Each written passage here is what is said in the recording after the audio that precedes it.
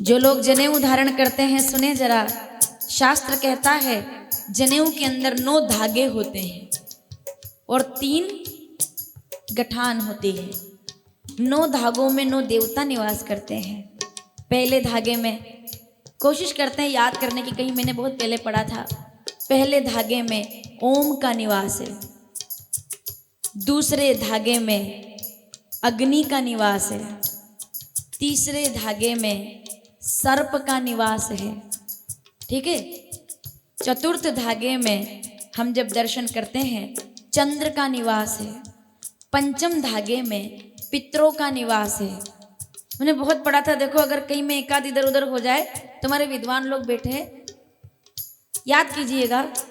पंचम धागे में पितृ का निवास है, छठे धागे में प्रजापति का निवास है, सातवें धागे में वायु का निवास है, आठवें धागे में हम जब दर्शन करते हैं 33 कोटि देवताओं का निवास बताया गया है, प्रजापति का निवास बताया गया है।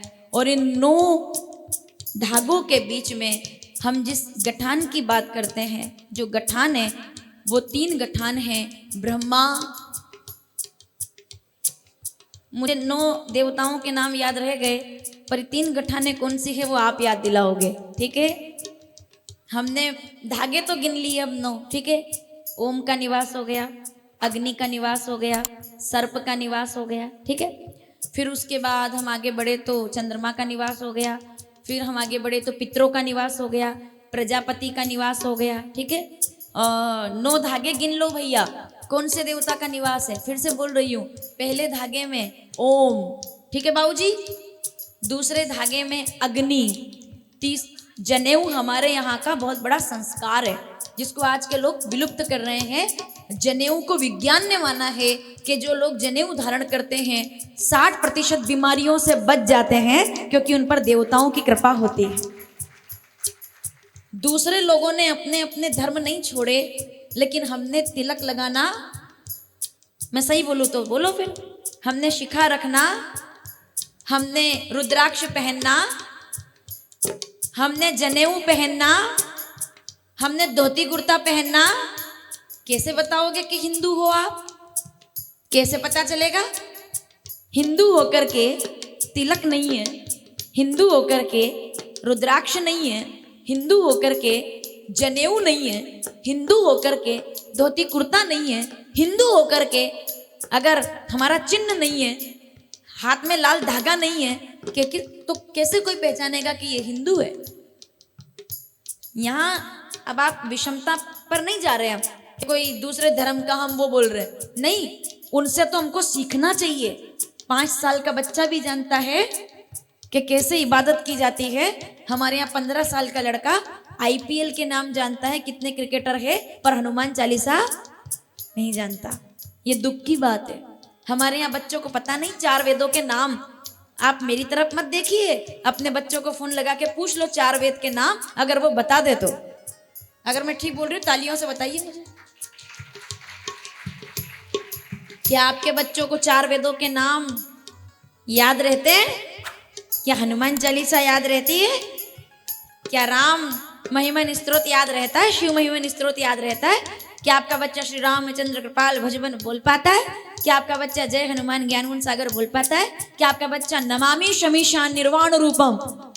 क्या आपका बच्चा ओम त्र्यंबकम यजामहे? क्या आपका बच्चा नागेंद्र हाराय? बाबा जी, ये हमारी विरासत थी जो हमने छोड़ दी। विकास में हमको ऐसा लगा कि फैशन, इसको फैशन कहते हैं। हमारा बच्चा राम जी को नहीं जानता, हमारा बच्चा 4 भाइयों के नाम पूछ लो आप, नहीं बता पाएगा।